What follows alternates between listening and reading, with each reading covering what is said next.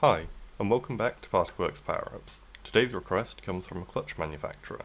They told us we would like a method to create a series of screenshots to show the flow between the clutch plates. Please create a macro to do this for us. While individual videos or screenshots don't take much time or effort to set up and run, setting it up for many different positions for many different operating conditions will quickly lead to a large time sink and invite user error. This makes this a prime target for using the API to automate the process.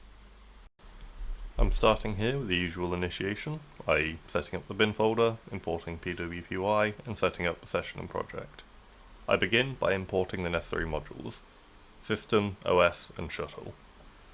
To view the grooves in the clutch disks, I'm using a profile. For this example, I am searching for a profile that has been set up with the correct orientation already.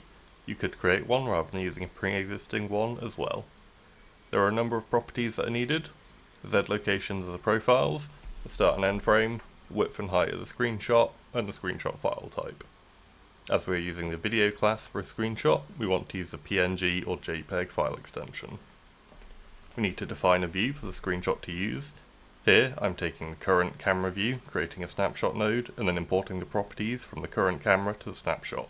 This includes location, rotation, distance, and so on. I then create a capture view using the scene and the created snapshot.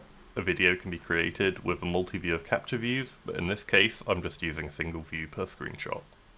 I save the file path to the current scene as a variable to later copy the screenshots into so that they're in one place. I then set up the color map to the desired one. All of the different color map options exist in the API, so I find the correct one by finding the one with pressure as its field. All color maps have a field component, which is used for fields such as velocity, where they have an overall, as well as X, Y, and Z components. 0 denotes the overall value, so this is used for anything that does not have any actual components. The color map has the appropriate range min and max set, and is then set as the active color map using scene.currentColorMap equals. Finally, I loop through all of the Z locations that I have predefined earlier. I am using enumerate as I want to give the screenshots a sequential name. I set the profile location and set up the actual video class and assign the width, height, extension, and frame start and end to said class. The folder to generate the images in is set to the scene directory. The video is run by calling the execute function.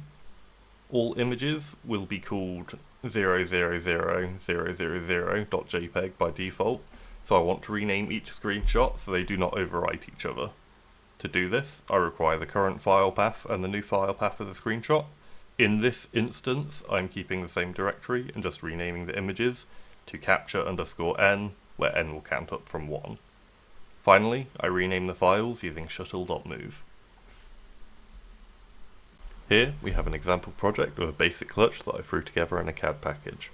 The script uses the current camera view to create screenshots, so I make sure to position the camera how I want it. You can see in this file explorer that there are currently no images for the scene. I run the script and you will see the profile move and a video box briefly appear when the video is being generated.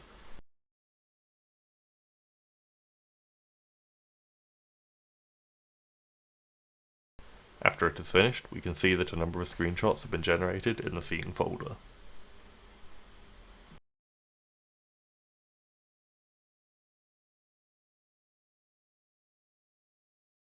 If you're looking for a more efficient way to use Particleworks, or have a specific issue that you would like support with, then our contact details are on screen now. For more information about our full API online training course, please visit the contact page for details.